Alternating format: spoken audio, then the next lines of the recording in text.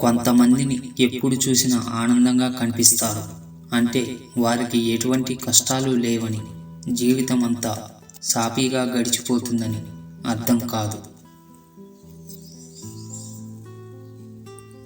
ఏమొచ్చినా ముఖంపై చెరగని చిరునవ్వుతో ధైర్యంగా ఎదుర్కొంటున్నారని, ఏ పరిస్థితి ఎదురైనా సవాలుగా స్వీకరించి భయపడకుండా సంతోషంగా ఉండడానికి ప్రయత్నిస్తున్నారని, జీవన సముద్రంలో అడ్డొచ్చే ప్రతి దుఃఖాన్ని సంతోషపు అలలతో ముంచేయడానికి సిద్ధమవుతూ ఉంటారని అర్థం.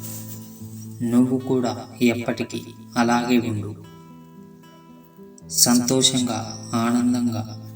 ఏ దుఃఖం నిన్ను దరి చేరలేవు. ఒకవేళ దరి చేరినా నిన్నేమీ చేయలేవు. మీ సంతోషాల ముందు మోకరిల్లి వెంటనే మటుమాయమైపోతాయి.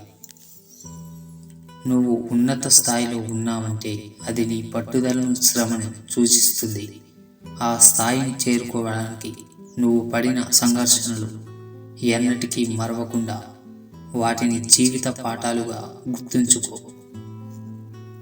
కానీ నువ్వు ఆ ఉన్నత స్థాయికి చేరుకున్న తర్వాత మరిచి నీకంటే తక్కువ స్థాయిలో ఉన్న వారిని హీనంగా చూడకు. నేర్చుకున్న జీవిత పాఠాల అనుభవంతో వారి స్థాయిని మెరుగుపరచడానికి ప్రోత్సాహం అందించు. లేదంటే గమ్మున ఉండిపో. అంతేకాని నీకంటే కింది స్థాయిలో ఉన్న వారిని ఎప్పటికీ అవహేళన చేయకు. ఆ అహంభావన గుణమే నీ పతనానికి కారణమవుతుందని గ్రహించు.